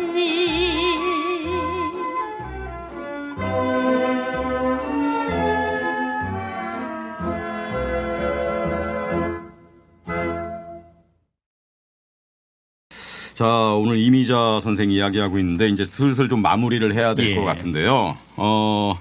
그래서 가창 얘기는 해야죠. 그러니까요. 네, 그거 지금 여쭤보려고요. 네. 일단 시대를 대표하는 여성 가창의 계보를 논할 때 네. 뭐 당연히 60년대는 이미자로 대변이 됩니다. 뭐 이풍진부터 출발해야 되는 거 아닙니까? 뭐 거기까지는 아니더라도 그 앞 시대에는 당연히 꼽을 수 있는 인물이 이난영이죠. 이난영. 예. 예. 그러고 보면은 이난영 그분이 이제 65년에 세상을 떴는데 그 전해인 64년에 동백아가씨가 히트했다는 것도 뭐 해가 완전히 겹쳤으면 더 상징적이었겠지만 하여튼 묘한 그런 게 좀 있고요. 예. 그렇게 이미자의 시대가 쭉 열린 다음에 네. 뭐 어떤 한 스타일이 또 영원히 갈 수는 없으니까 예, 또 이렇게 일변하는 그때가 오게 되는 거죠. 근데 이미자 다음에 어떤 하나의 스타일이랄까 이걸 논하기가 쉽지는 않은 것 같아요. 저는 그게 주현미 같아요. 트로트에서요? 예, 트로트 여가수의 가창 계보로 보자면 네. 이난영이 그 앞에의 그 뭐 이혜리수하고는 완전히 다른 가창의 어떤 전범을 보여주거든요. 예. 그러니까 1935년 목포의 눈물이 그렇게 중요한 거죠. 그러니까 좀 더 구체적으로 얘기하면 이혜리수 부를 때 어떻게 부르냐면 완전히 진성을 써요. 왕성예터의 밤이 유성계에서 듣는 것 같습니다, 지금. 이렇게, 이렇게 불러요. 예. 그러니까 그 진성은 뭐냐면은 이렇게 성대를 많이 눌러서 예. 짜랑짜랑하게 부르는 거예요. 근데 우리나라 사람들이 판소리를 부르거나 민요 부를 땐 진성을 쓰는 거거든요. 그런데 이난영은 어떤 데서는 가성으로 올려요. 특히 고음 같은 거 올릴 때 사막도 이렇게 해서 확 위로 올려서 가성을 써요. 예. 게다가 진성과 가성을 넘나들 때에 꺾음목도 많이 써요. 그래서 진성 가성을 오르내리고 꺾음목도 써서 독특한 트로트적 기교까지를 완성해 놓는 게 이난영 창법이에요. 네. 물론 그 안에서 장세정 다르고 이난영 다르고 조금씩 다릅니다만 어쨌든 이난영이 만들어 놓은 바운더리까지를 가지고 그래도 한 50년대까지는 가는 것 같아요. 흐름이. 그렇죠. 예. 그런데 그 이미자의 그 트로트 창법은 완전히 달라요. 우선 꺾음목이 없어요. 장식음도 거의 쓰지 않아요.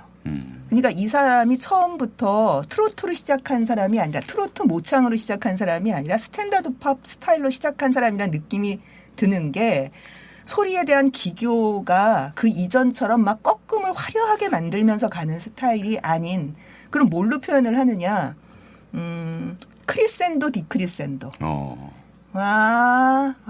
이렇게 하는 거 있죠. 네, 점점 세게, 점점 약하게. 아니면 슬라이딩.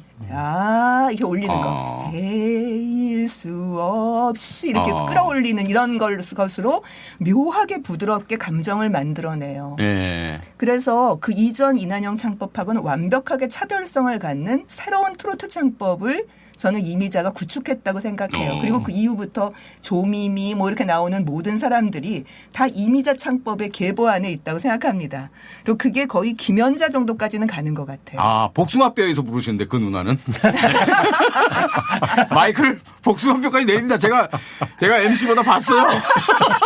근데도 소리가 다 들어갑니다. 와. 특히 아모르 할 때. 대단한 가수입니다, 진짜.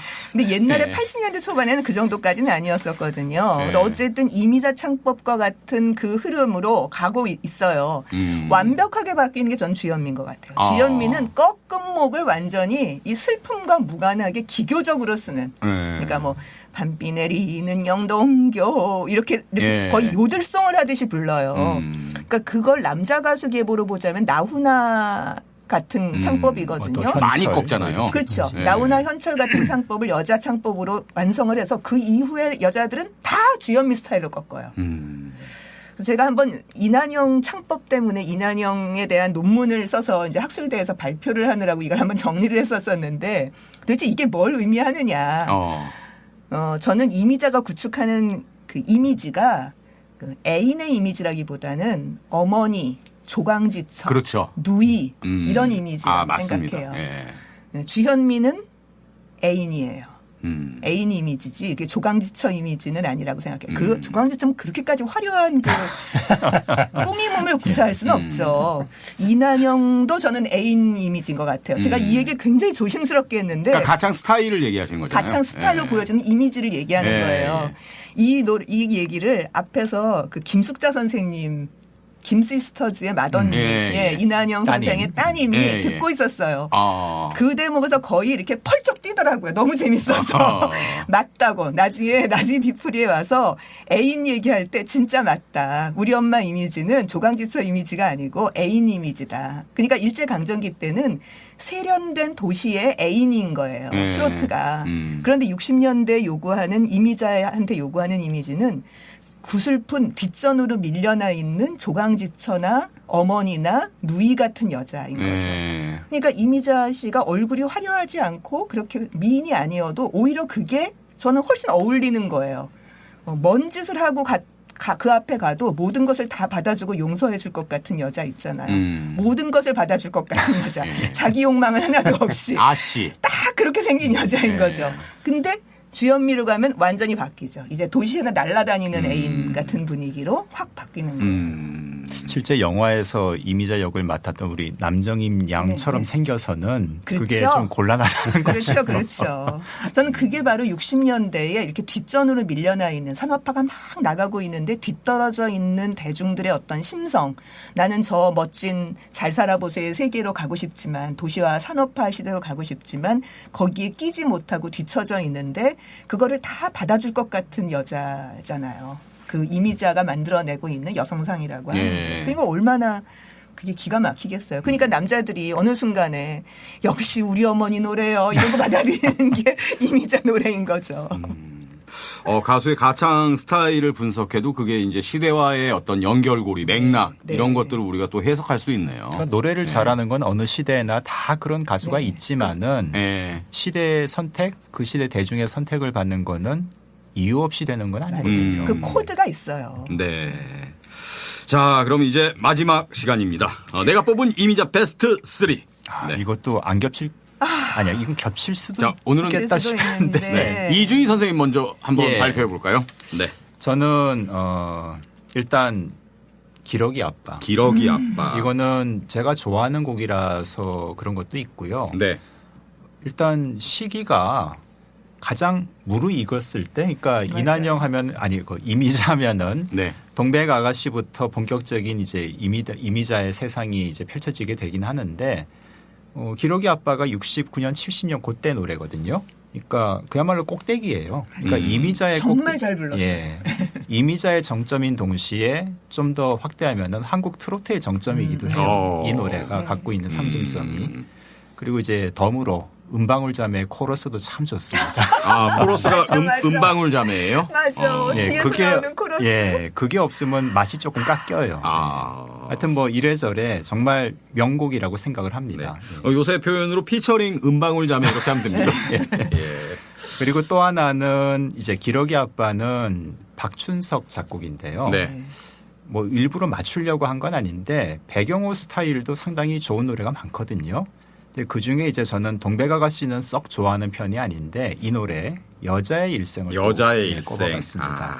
여자의 이 곡은 노래 자체도 자체지만은 어떤 실상의 그 무엇과 결합하기가 너무나 쉽거든요. 또 어울리는. 예컨대 저희 셋째 고모가 이 노래 부를 때면은 울음바다입니까? 이혼한 생각도 하고 이러죠. 그리고 또 그 돌아가셨지만 유금선 선생이라고 그 마지막 뭐 동네 권본 출신이라고 보통 얘기하는 그분이 무대에서 이 노래를 부르실 때 그건 유금선의 노래가 되는 거예요. 그 순간. 그러니까 그 정도로 이 노래가 갖고 있는 어떤 의미가 정말 깊고 그러니까 이렇게만 얘기하면 이제 그건 이미자 노래 때문이 아니라 이 곡 자체 때문이 아니야 할 수도 있지만은 그 모든 다양한 수용의 첫 단추는 당연히 이미자 선생이 꿰어놓은 거기 때문에 그래서 이게 정말 의미 있는 곡이라고 생각을 합니다. 그리고 마지막은 이 두 곡에 비해서는 좀 덜 알려진 곡이긴 한데 역시 또 약간 색다른 이미자 스타일을 느낄 수 있는 곡이라서 살아있는 가로수. 살아있는 가로수. 예. 가로수 원래 다 살아있는 거 아닙니까? 죽은 나무도 가끔 있긴 있는. 그렇죠. 근데 이 노래는 제목 뭐 이런 가사 이런 것도 있지만은 제목은 약간 공포 영화 같습니다. 살아있는 가로수. 근데 이 곡은 소위 말하는 이제 트로트에도 장단조가 있잖아요. 예. 이제 동백아가씨, 기러기 아빠, 뭐 여자일생 다 단조곡들인데 요거는 장조예요. 그래서 조금 색다른 느낌이 있고 결정적으로 제가 좋아하니까 어쨌든 그래서 골랐습니다. 네. 이영미 선생님 겹치는 게 있습니까? 있어요. 기러기 아빠? 처음으로 겹치는 어떤 게 나왔네요. 겹칩니까? 여자의 일생. 여자의 일생. 예, 여자의 일생은 지금 말씀하신 것처럼 그 이미자스러운 신파적 세계관을 가장 폭넓고 보편적인 호소력을 발휘하면서 표현한 노래라고 생각해요. 특히 가사까지 결합하면. 그러니까 여자의 일생은 그 여자가 이렇게 힘들게 살아가는 게 꼭 사랑하는 애인이나 사랑 때문이 아니라 그냥 여자로 산다는 게 힘든 거다라고 얘기하고 있어요. 그게 갖고 있는 굉장히 폭넓은 호소력이 이 노래는 있어서 페미니즘 가요의 효시. 페미니즘 얘기를 하면은 예. 왜냐하면 페미니즘 극복의 의지가 있어야 되는데 여기는 예. 극복의 의지는 없거든요. 극복의 의지는 없습니까? 그러니까 페미니즘으로 가기 직전에 가장 여자들이 가장 고통스러운 모습을 가장 폭넓게 보여주고 있는 극복까지는 아니지만 여성주의 가요의 효시. 주의 아니라니까요. 예, 주의는 예. 극복의 예. 의지가 있어야 알겠습니다. 된다니까. 제가 그래서 여성신문이나 무슨 여성사 박물관 이런 거를 할 때 노래 추천해달라는 얘기를 하거든요. 예. 제가 꼭 이 노래를 넣어요. 왜냐하면 이건 여성주의도 아니고 페미니즘도 아님에도 불구하고 이렇게 너무나 오랫동안 많이 살아왔던 실제 여자들이 존재했다는 사실을 기억하는 것. 그것으로 한 곡을 꼽는다면 네. 이미자의 여자의 일생이다라고. 오히려 있고. 극복의 의지가 없어서 비판받거나 그러진 않았나요? 당연히 수도 비판 받을 있죠. 수 그렇죠? 있죠. 저라도 비판할 텐데. 저는 절대로 이렇게 안 살아요. 그러니까 너무 이미자 선생의 노래가 좀 순종적인 세계관이다. 당연히 그래갖고 그렇죠. 그래갖고 조금 그렇다. 좀 정도가 아니고 엄청 순종적이죠. 예. 그렇기 때문에 남자들이 좋아하죠. 이미자는 대서지 않으니까. 예. 저는 이렇게 안 살아요. 이렇게 바보같이 안 살지만 예. 이렇게 사는 수많은 여자들이 존재했다는 삶 자체를 부정할 수는 없는 거거든요. 예. 그러니까 그 진정성을 전 인정한다는 건데요. 사실 저 3곡 못 뽑았어요. 4곡 고르면 또. 안 돼요. 네. 도저히 3곡을 고를 수가 없어요. 사실은 5곡 고르고 일이죠. 싶어서 그러면 기러기 아빠 들어가는 거거든요. 그러면 4곡만 하시죠. 네. 예. 한 곡은 동백아가씨예요. 아까 동백아가씨. 말씀드린 것처럼 그 앞에 자기 가창들을 다 극복하고 완전히 여리고 솜털 보송보송하고 그 호흡을 섞고 하는 자기의 가창을 완성한 노래. 그래서 이미자 시계 인간형이라고 할까? 정말 제가 뭘 아나요? 이런 거 있잖아요. 처분대로 해주세요. 이러고 다 고개 숙이고 근데 나는 너무 아파요. 이러고 하고 있는 그걸 가창 자체로 보여주고 있는 그 정말 초창기 버전의 동백아가씨가 하나고요. 그다음에 네. 여자의 일생. 그리고 또 하나가 아까 들으셨던 사랑했는데예요. 사랑했는데. 이거는 이미자로선 별로 만나본 적이 없는 노래이면서 편곡도 그래요. 그러니까 그 아주 화려한 스트링과 독특한 리듬감 이런 것도 이미자로선 이 시기에 거의 만나본 적이 없는 노래라는 점에서 또 하나는 네. 서울이여 안녕입니다. 서울이여 안녕. 네, 68년 노래인데요. 이 곡은 저는 이미자의 가창보다 작곡이 뛰어나서 선택했어요. 그러고 보니까 다 배경호인데 서울이 안녕은 배경호로서는 약간 뜻밖이랄까? 예, 그래요. 그러니까 선율 진행이나 이런 것들이 배경호로서는 대작을 썼네? 막 이런 느낌이 좀 있어요. 그러니까 배경호가 그 이전에 늘 똑같은 동백아가씨 스타일의 그 트로트만 짓다가 가요계 흐름이 변하잖아요. 아까 말씀드린 것처럼 스탠다드 팝 스타일들이 섞이면서 오가는 이게 어느 쪽에 배치되는지 잘 모르겠는 노래들이 만들어진단 말이죠. 그러니까 배경호도 변해야 사는 거죠. 그래서 서울이여 안녕에서부터 아시까지 가고 있을 때의 배경호의 노래들은 훨씬 폭이 넓고 트로트를 조금 벗어나서 단조 스탠다드 팝 스타일까지 뒤섞으면서 이렇게 가고 있어요. 네. 근데 아시보다 서울이여 안녕이 훨씬 더 선율 진행이나 이런 게 더 과감하다고 보여요. 단 흠은 가창이에요. 좀 너무 힘을 뺐다 그럴까 힘을 뺐다 그럴까 그러니까 이런 생각이 한편으로 들어요. 너무 많이 부르던 시대인 것 같아.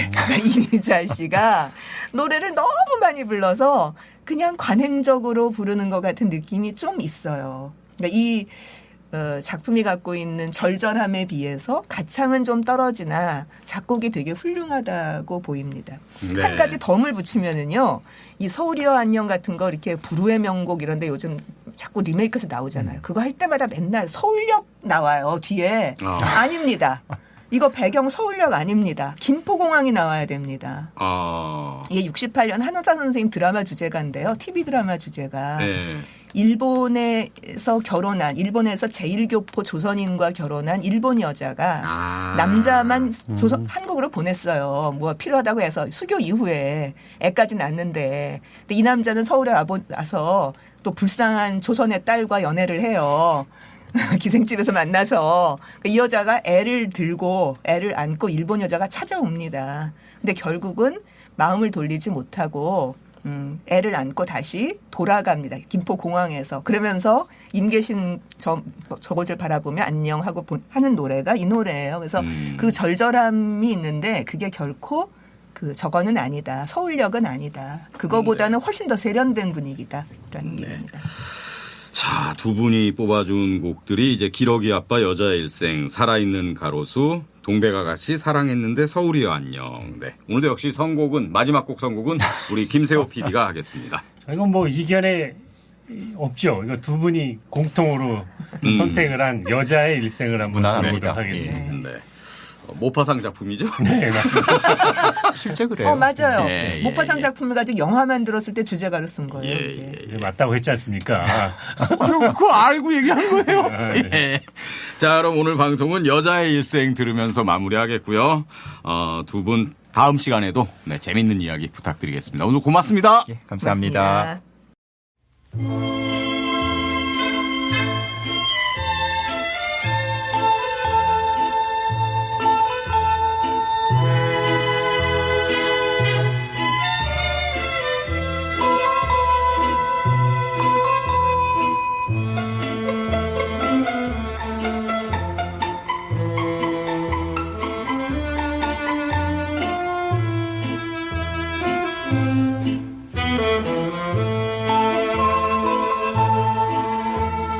참을 수가 없도록 이 가슴이 아파도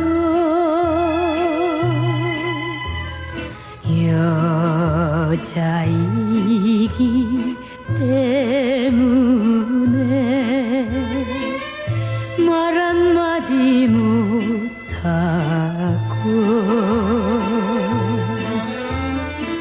헤아릴 수 없는 소름 혼자 지닌 채 고달픈 인생길을 허덕이면서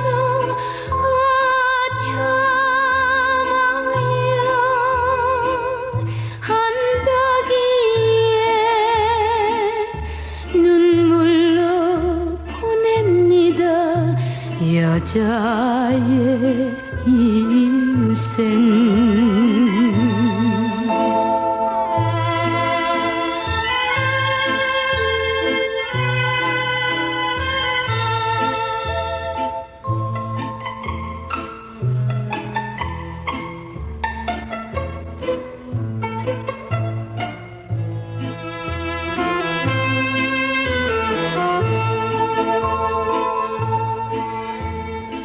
견딜 수가 없도록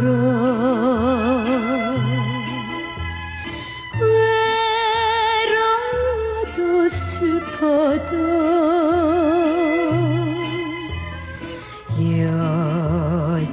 여자이기 때문에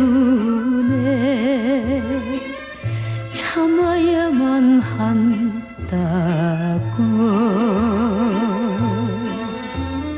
내 스스로 내 마음을 달래어가며 비탈진 인생